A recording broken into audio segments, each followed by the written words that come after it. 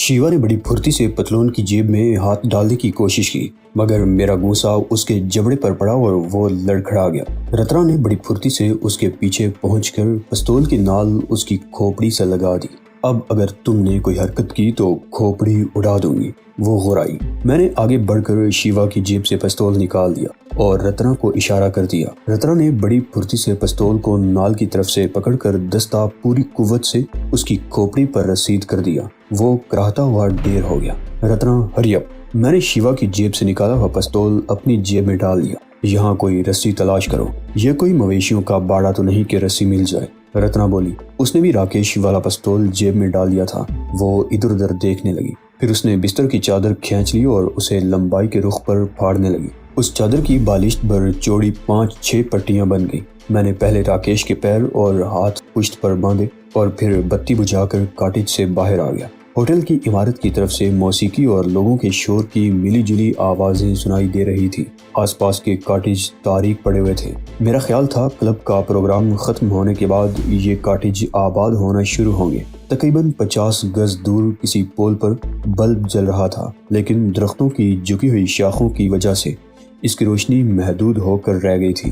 ہمارے والے کاٹیج کے سامنے درختوں کی وجہ سے اندھیرا تھا۔ عمارت کی طرف سے شور کی آوازیں تو آ رہی تھی، لیکن اس طرف کوئی ذی روح دکھائی نہیں دے رہا تھا۔ میں نے اندر آ کر پہلے راکیش کو کندھے پر اٹھایا اور باہر نکل کر ادھر ادھر دیکھتا ہوا تیزی سے کاٹیج کے پچھلی طرف چلنے لگا۔ اس طرف بھی 1-2 کاٹیج تھے، مگر وہ خاصے دور تھے اور اس طرف بھی تاریکی تھی۔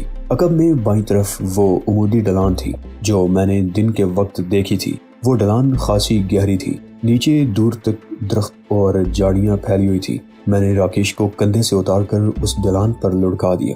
وہ جھاڑیوں میں الجھتا ہوا نیچے کی طرف لڑکتا چلا گیا۔ کچھ دیر تک جھاڑیوں کی شاخوں کی آوازیں سنائی دیتی رہی، پھر خاموشی چھا گئی۔ راکیش کم از کم 15-20 گز نیچے جا کر رکا تھا۔ میں تیزی سے کاٹیج میں واپس آ گیا اور شیوا کو کندھے پر اٹھا لیا۔ وہ کمبخت گینڈے ہی کی طرح باری بھی تھا۔ اسے کھائی تک لے جاتے ہوئے میں بری طرح ہانپ گیا تھا۔ اسے ڈھلان پر لڑکا کر میں لمبے لمبے سانس لینے لگا۔ وہ دونوں زندہ تھے۔ میں نے انہیں اپنے ہاتھوں قتل نہیں کیا تھا، لیکن کسی ایسے آدمی کو زندہ چھوڑنا بھی میرے اصول کے خلاف تھا جو میری جان کا دشمن ہو۔ انہیں میں نے ہاتھ پیر باندھ کر اس گہری کھائی میں لڑکا دیا تھا۔ ان دونوں کے منہ میں کپڑا بھی ٹھونس دیا گیا تھا۔ ہوش میں آنے کے بعد بھی نہ تو وہ کوئی حرکت کر سکتے تھے اور نہ ہی ان کے منہ سے کوئی آواز نکل سکتی تھی۔ اس گہری کھائی کو دیکھ کر میں نے اندازہ لگا لیا تھا کہ وہاں بیڑیوں کی آمد و رفت ضرور ہوگی۔ اگر وہ بیڑیوں کی خوراک بننے سے بچ گئے تو زہریلے سانپ یا بچھو وغیرہ ان کی زندگیوں کا خاتمہ کر دیں گے۔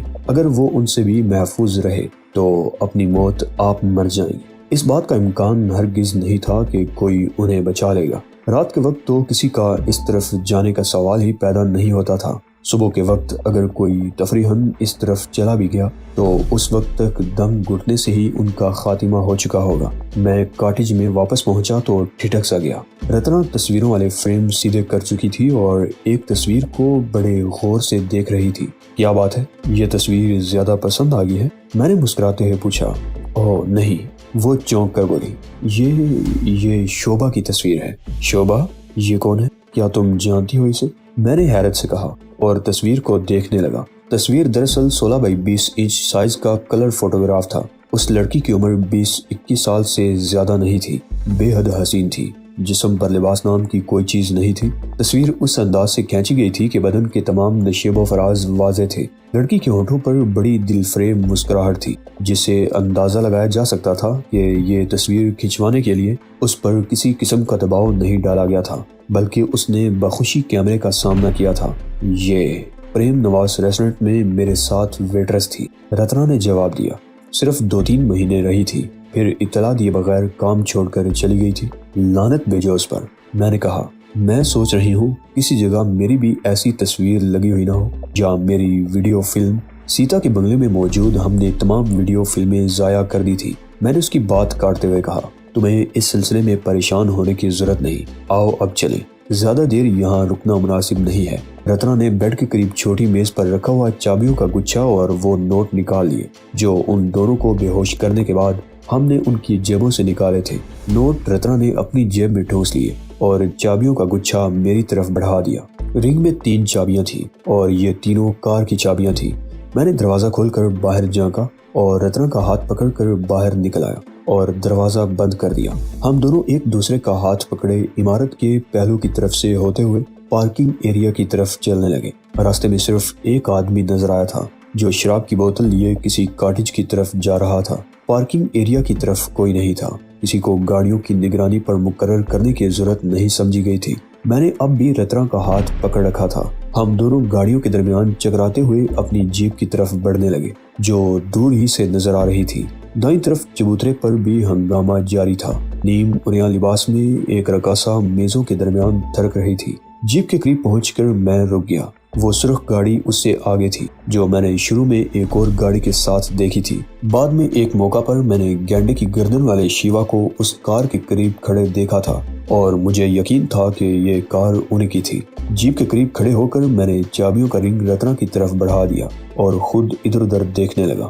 رتنا جھکتی ہوئی سرخ کار کے قریب جا چکی تھی۔ چبوترے پر سب لوگ اپنی مستیوں میں غرق تھے۔ کسی کو اس سے غرض نہیں تھی کہ کون آ رہا ہے اور کون جا رہا ہے، لیکن ایک آدمی ایسا بھی تھا جو ہماری طرف دیکھ رہا تھا۔ اس میز پر 2 عورتیں اور ایک مرد اور بھی تھا۔ وہ تینوں آپس میں باتیں کر رہے تھے، لیکن اس شخص کے بارے میں کہا جا سکتا تھا کہ ان تینوں سے اس کا کوئی تعلق نہیں تھا۔ انجن کے سٹارٹ ہونے کی آواز سن کر میں چونک گیا۔ اس کے ساتھ ہی رتنا کی آواز بھی سنائی دی تھی۔ میں جیپ سے ہٹ کر سرخ کار کے قریب آ گیا۔ پیسنجر سائیڈ والا دروازہ کھولتے ہوئے میں نے ایک بار پھر چبوترے کی طرف دیکھا۔ اس شخص کے چہرے پر الجھن کے تاثرات صاف نظر آ رہے تھے۔ کار حرکت میں آ چکی تھی۔ میں نے سیٹ پر بیٹھ کر دروازہ بند کر دیا۔ پارکنگ ایریا میں گاڑیاں اس طرح کھڑی تھی کہ عین بیچ میں کھڑی ہوئی کوئی گاڑی آسانی سے نکالی جا سکتی تھی۔ رتنا سرخ کار کو دوسری کاروں کے درمیان اس راستے پر لے آئی۔ پارکنگ ایریا کے اختتام پر مین روڈ کی طرف چلا گیا تھا۔ میں نے گردن گھما کر دیکھا۔ وہ شخص ایک جھٹکے سے اٹھ کر کھڑا ہو گیا اور پھر دوسرے لمحے اس نے اٹھ کر چبوترے سے برآمدے کی طرف دوڑ لگا دی۔ اب اس کے ہاتھ میں پستول یا ریوالور قسم کی کوئی چیز بھی نظر آ رہی تھی۔ اس شخص کے بارے میں میرا شبہ درست نکلا۔ وہ بھی راکیش اور شیوا کا ساتھی تھا جسے غالباً انہوں نے فون کر کے اپنی مدد کے لیے شہر سے بلوا لیا تھا، اور وہ ان دونوں سے الگ تھلگ ہی رہا تھا تاکہ کسی ہنگامی صورتحال میں ان کی مدد کر سکے۔ اور اب ہمیں سرخ کار پر جاتے دیکھ کر اسے گڑبڑ کا احساس ہو گیا تھا اور اس نے ہمارے پیچھے دوڑ لگا دی تھی۔ رفتار بڑھاؤ رتنا، میں نے کہتے ہوئے اپنی جیب سے پستول نکال لیا۔ ان دونوں کا ایک ساتھی ہمارے پیچھے آ رہا ہے۔ رتنا نے ایک دم رفتار بڑھا دی۔ اسی لمحے یکے بعد دیگرے 2 فائر ہوئے۔ ایک گولی ہماری کار کی عقبی سکرین توڑتی ہوئی ہم دونوں کے درمیان سامنے والی ونڈ سکرین میں سوراخ کرتی ہوئی ہم سے آگے نکل گئی۔ دوسری گولی غالباً پیچھے ڈکی یا فینڈر میں لگی تھی۔ ہم دونوں بڑی پھرتی سے نیچے جھک گئے تھے۔ رتنا نے اسٹیئرنگ ذرا سا دائیں طرف گھما دیا۔ اسی طرح ہمیں پارکنگ میں کھڑی ہوئی دوسری گاڑیوں کی آڑ مل گئی۔ میں نے مڑ کر دیکھا۔ وہ شخص اب پارکنگ ایریا میں اس طرف دوڑ رہا تھا جہاں سے ہم نے یہ کار اڑائی تھی، اور پھر میں نے اسے جیپ میں بیٹھتے ہوئے دیکھا۔ چبوترے کی طرف اگرچہ موسیقی اور لوگوں کا شور تھا، لیکن گولیوں کی آواز اس شور پر غالب آ گئی تھی۔ موسیقی تھم گئی تھی اور لوگ بھی کچھ بدحواس ہو کر پارکنگ ایریا کی طرف دیکھنے لگے تھے۔ جب ہم یہاں آئے تھے تو میں نے جیپ کی چابی سوئچ ہی میں چھوڑ دی تھی اور اب مجھے اپنی حماقت کا احساس ہونے لگا تھا۔ وہ شخص جیپ پر تعقب کر کے ہمارے لیے پریشانی پیدا کر سکتا تھا۔ ہماری کار ہوٹل کے ایریا سے نکل کر سڑک پر آ رہی تھی۔ کان پھاڑ دینے والا ایک دھماکہ ہوا۔ میں اپنی سیٹ پر اچھل پڑا۔ اسٹیئرنگ پر رتنا کی گرفت بھی ڈھیلی پڑ گئی اور کار لہرا گئی، مگر رتنا نے اسے فوراً ہی سنبھال لیا۔ میں نے مڑ کر دیکھا۔ ہماری جیپ کے پرخچے اڑ گئے تھے اور آس پاس کھڑی ہوئی دوسری کاریں بھی زد میں آ گئی تھیں جن سے آگ کے شعلے اٹھ رہے تھے۔ اس شخص کا کہیں نام و نشان نظر نہیں آ رہا تھا جس نے ہمارے تعاقب کے لیے جیپ سٹارٹ کرنے کی کوشش کی تھی۔ ہوٹل میں بھگدڑ مچ گئی۔ چبوترے پر سجی ہوئی راگ رنگ کی محفل بھی درہم برہم ہو گئی۔ لوگ بدحواس ہو کر ادھر ادھر بھاگنے لگے۔ میزیں کرسیاں الٹ رہی تھی، لوگ ایک دوسرے پر گر رہے تھے اور فضا چیخوں سے گونج رہی تھی۔ رتنا نے کار روک لی۔ میں بھی اسی طرف دیکھ رہا تھا۔ ایک اور دھماکہ ہوا۔ ایک کار کا پیٹرول ٹینک پھٹ گیا تھا۔ شعلوں میں لپٹی ہوئی کار کئی فٹ اوپر اچھلی اور ٹکڑے ٹکڑے ہو کر چاروں طرف بکھر گئی۔ جلتی ہوئی کار کے کچھ ٹکڑے چبوترے پر لوگوں کے ہجوم پر گرے۔ چیخوں داڑ پہلے سے زیادہ بلند ہو گئی۔ کئی لوگ زخمی ہوئے تھے۔ رکو نہیں، کار آگے بڑھاؤ رتنا، میں نے سیٹ پر سنبھل کر بیٹھتے ہوئے کہا۔ رتنا ایک دم جیسے ہوش میں آ گئی، وہ سنبھل گئی اور کار ایک جھٹکے سے آگے بڑھا دی۔ یہ سب کچھ کیسے ہوا؟ میں نے اس کی طرف دیکھتے ہوئے کہا۔ تمہیں بیلا کے الفاظ یاد ہونے چاہیے، میں نے کہا۔ ایک بار پیچھے مڑ کر دیکھا، فاصلہ زیادہ ہو جانے سے لوگوں کے شور کی آوازیں کم ہو گئی تھی، لیکن شعلے دکھائی دے رہے تھے۔ اس نے کہا تھا کہ اب مجھے جان سے مارنے کی کوشش کی جائے گی۔ جودھ پور سے جے پور جانے والے تمام راستوں کی نگرانی ہو رہی ہے۔ یہ دونوں یہاں بیٹھے ہوئے تھے، انہیں ہم پر شبہ ہو گیا تھا اور اپنی مدد کے لیے ایک تیسرے آدمی کو بھی بلا لیا تھا۔ اس دوران موقع پا کر ان دونوں میں سے کسی نے ہماری جیپ میں بم لگا دیا تھا، جس کا تار اگنیشن سے جوڑ دیا گیا تھا تاکہ اگر ہم انہیں چکمہ دے کر بھاگنے کی کوشش کریں تو جیپ سٹارٹ کرنے کے لیے سوئچ گھماتے ہی ہمارے پر خچوڑ جائیں۔ یہ کام انہوں نے اس وقت کیا ہوگا جب ہم کاٹیج میں آ چکے تھے، اور غالباً ان کے تیسرے ساتھی کو اس کا علم نہیں تھا۔ اس نے جیسے ہی جیپ سٹارٹ کرنے کی کوشش کی، زوردار دھماکہ ہوا اور پھر وہی کچھ ہوا جو تم دیکھ چکی ہو۔ بات ختم کر کے میں نے ایک بار پھر پیچھے مڑ کر دیکھا۔ ہم تقریباً 2 میل کا فاصلہ طے کر چکے تھے، مگر شعلے اب بھی نظر آ رہے تھے۔ 2-3 میل کا فاصلہ اور طے ہو گیا۔ ہم شہر کے نواح میں داخل ہو چکے تھے۔ سڑک کے اطراف میں عالی شان کوٹھیاں دیکھ کر مجھے اندازہ لگانے میں دشواری پیش نہیں آئی کہ مکرانہ بڑا شہر تھا۔ سامنے دور دور تک جگمگاتی روشنیاں نظر آ رہی تھی۔ 1 منٹ رک جاؤ، میں نے ایک موڑ سے آگے نکلتے ہی گاڑی رکوا لی۔ یہ شہر میں داخل ہونے والی مرکزی سڑک ہے، ہو سکتا ہے آگے کہیں۔ میں جملہ مکمل نہیں کر سکا کیونکہ اس وقت فضا میں سائرن کی آواز گونجنے لگی تھی۔ رتنا نے کار سائیڈ پر روک لی۔ اس طرف تھوڑا بہت ٹریفک بھی تھا۔ سڑک پر چلنے والی دوسری گاڑیاں بھی یا تو رک گئی تھیں یا سائیڈ پر ہو گئی تھی۔ چند سیکنڈ بعد ہی سامنے کسی موڑ سے پولیس کی ایک جیپ اور فائر بریگیڈ کی 2 گاڑیاں نمودار ہوئیں اور چیختی داڑتی ہمارے قریب سے گزر گئی۔ میرا خیال ہے کسی نے ہوٹل سے ٹیلی فون پر پولیس اور فائر بریگیڈ کو اطلاع دی ہے، میں نے رتنا کی طرف دیکھتے ہوئے کہا۔ اس وقت میں یہ کہہ رہا تھا کہ یہ شہر میں داخل ہونے والی مرکزی سڑک ہے، ہو سکتا ہے آگے کہیں چیکنگ ہو رہی ہو، اور اب تو یہ بات یقینی ہو گئی ہے۔ کار کو بائیں طرف والی سڑک پر موڑ دو۔ اس وقت پولیس کی 2 اور گاڑیاں سامنے سے آتی ہوئی دکھائی دی۔ وہ گاڑیاں ہمارے قریب سے گزر گئیں تو رتنا نے کار کو ریورس میں لے لیا اور بائیں طرف والی ذیلی سڑک پر موڑ دیا۔ یہ شہر کا نواحی رہائشی علاقہ تھا اور غالباً اس علاقے میں دولت مندوں کی رہائش تھی کیونکہ کوٹھیاں بہت شاندار اور بڑی بڑی تھیں۔ کہیں کہیں دکانیں بھی تھیں، لیکن اس وقت رات کے 12 بجنے والے تھے اور دکانیں بند ہو چکی تھیں۔ البتہ ایک موڑ پر ایک چھوٹا سا ریسٹورنٹ کھلا ہوا تھا جس میں چند ہی لوگ بیٹھے ہوئے تھے۔ ہمارے لیے سب سے بڑا مسئلہ اس وقت اس کار سے نجات حاصل کرنا اور کسی محفوظ جگہ کا بندوبست کرنا تھا۔ راکیش مجھے بتا چکا تھا کہ اس نے ہمارے ہوٹل میں پہنچنے کے تھوڑی دیر بعد بیلا کو ٹیلی فون پر ہمارے بارے میں اطلاع دے دی تھی اور بیلا فوراً ہی جے پور سے روانہ ہو گئی تھی۔ وہ یا تو مکرانہ پہنچ چکی ہوگی اور یا پہنچنے والی ہوگی۔ اس نے یہ بات تقریباً 1 گھنٹے پہلے بتائی تھی۔ اگر اس وقت تک بیلا مکرانہ نہیں پہنچی تھی تو اب پہنچ گئی ہوگی اور اسے بھی ہوٹل میں ہونے والے دھماکوں اور ان سے پھیلنے والی تباہی کا پتہ چل گیا ہوگا، اور اس نے یہ نتیجہ اخذ کرنے میں دیر نہیں لگائی ہوگی کہ وہ سب کچھ میرا کیا دھرا ہوگا۔ ہو سکتا ہے وہ خود بھی ہوٹل پہنچ گئی ہو۔ ایک بات بہرحال طے تھی کہ کچھ ہی دیر بعد پورے شہر میں چیکنگ شروع ہو جائے گی۔ ہوٹل، سرائے، گیسٹ ہاؤسز، کوئی ایسی جگہ نہیں چھوڑی جائے گی جہاں اجنبیوں کے لیے رہائش کا بندوبست ہو سکتا ہو۔ اس لیے ظاہر ہے ہم کسی ایسی جگہ کا بندوبست نہیں کر سکتے تھے اور فوری طور پر کار سے نجات حاصل کرنا بھی ضروری تھا۔ آگے ایک بڑا چوراہا دیکھ کر میں نے رتنا کو کار روک لینے کو کہا۔ کار اس گلی میں موڑ کر روک لو، ہو سکتا ہے آگے چیکنگ شروع ہو گئی ہو، لیکن ہم پیدل کہاں جائیں گے؟ رتنا نے کار گلی میں موڑتے ہوئے کہا۔ وہ گلی بنگلوں کے درمیان تھی اور اس وقت سناٹا تھا۔ رتنا نے ایک جگہ کار روک لی اور انجن بند کر دیا۔ ہم دونوں آہستگی سے دروازے کھول کر نیچے اتر آئے۔ چوراہے کے اطراف میں کئی ریستوران تھے اور وہاں خاصی رونق نظر آ رہی تھی۔ ایک اونچی بلڈنگ پر اوپر سے نیچے تک کسی نائٹ کلب کا نیون سائن بھی جگمگا رہا تھا اور نائٹ کلب غالباً اسی بلڈنگ میں واقع تھا۔ چوراہے پر ٹریفک بھی رواں تھا، لیکن وہاں کسی قسم کی چیکنگ نہیں ہو رہی تھی۔ ہم چوراہے پر ایک طرف قدرے تاریکی میں کھڑے ادھر ادھر دیکھ رہے تھے کہ کچھ ہی دور ایک بس آ کر رکی اور کنڈکٹر دروازے میں کھڑے ہو کر ٹیشن ٹیشن چلانے لگا۔ میرے خیال میں اس چوراہے پر اسٹیشن جانے والی کوئی سواری نہیں تھی، مگر کنڈکٹر بدستور ٹیشن ٹیشن چلا رہا تھا۔ بس میں مسافروں کی تعداد زیادہ نہیں تھی۔ میں نے رتنا کا ہاتھ پکڑا اور تیز تیز قدم اٹھاتا ہوا بس میں سوار ہو گیا۔ رتنا ایک ایسی سیٹ پر بیٹھ گئی جس پر کھڑکی کی طرف ایک ادھیڑ عمر عورت بیٹھی ہوئی تھی۔ میں پیچھے کی ایک سیٹ پر بیٹھ گیا۔ ہم دونوں میں پہلے ہی طے ہو چکا تھا کہ اپنے اپنے ٹکٹ لیں گے اور ریلوے اسٹیشن کے اسٹاپ پر اتریں گے۔ بس تقریباً 2 منٹ تک وہاں رکی رہی۔ پہلے سے بیٹھے ہوئے مسافر ڈرائیور اور کنڈکٹر کو برا بھلا کہہ رہے تھے، مگر وہ بھی پاکستانی بس ڈرائیوروں کی طرح بے حس تھے۔ مسافروں کے چیخنے چلانے کا ان پر کوئی اثر نہیں ہو رہا تھا۔ میری بے چینی بڑھ رہی تھی۔ اگر چیکنگ شروع ہو گئی تو بسوں کو بھی نہیں بخشا جائے گا۔ ایسے معاملات میں ریلوے اسٹیشنوں پر اگرچہ سب سے پہلے اور سب سے زیادہ توجہ دی جاتی تھی، لیکن یہ ایک ایسی جگہ تھی جس کے آس پاس ہم جیسے لوگوں کو پناہ مل سکتی تھی۔